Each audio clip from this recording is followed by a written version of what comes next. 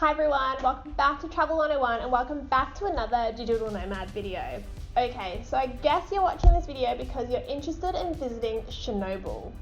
For us travellers who want to visit the greatest nuclear disaster of our time, the Ukrainian government has actually given us permission, but there are very strict instructions and rules you need to follow if you are interested in visiting Chernobyl. If you are planning a trip to Chernobyl, I definitely do highly recommend it. I personally loved it and I have recommended it to a lot of people who have mentioned they're interested in going to Chernobyl.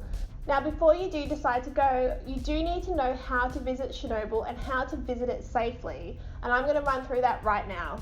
Now if you're not aware, you can't actually just turn up in Kiev and then just book a tour to go to Chernobyl. It's not actually that easy. To go to Chernobyl, you actually have to book a tour through a reputable tour company, and you actually have to plan to go. So you need to book at least a minimum of 10 days beforehand. And what will happen after that is your tour company will apply for a permit for you to actually go visit the site.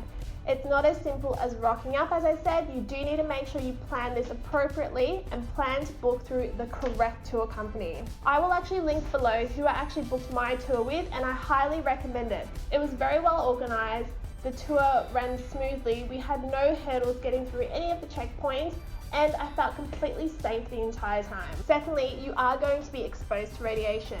That's just a fact, and that is what's going to happen if you do decide to go. Now, the amount of radiation you get exposed to is actually the same as a long haul flight. So the amount is quite safe that you are going to be exposed to.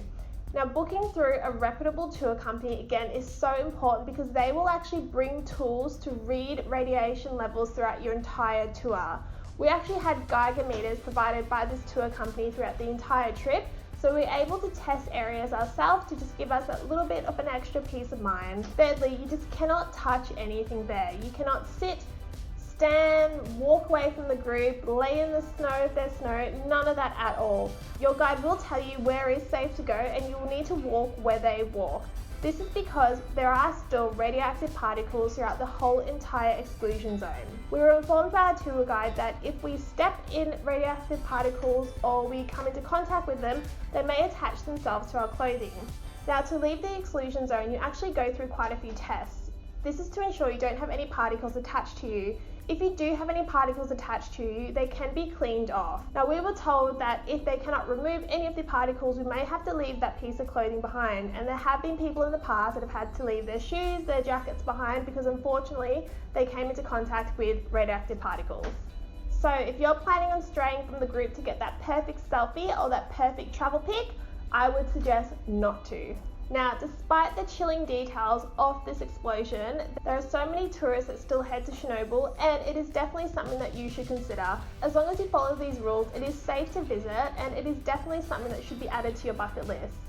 Now, what do you think? Would you go visit Chernobyl? Let me know in the comments below what your thoughts are, and if you are planning a trip to go there. I personally loved it, as I mentioned multiple times throughout this whole video. I will link my videos with my personal experience to Chernobyl right here.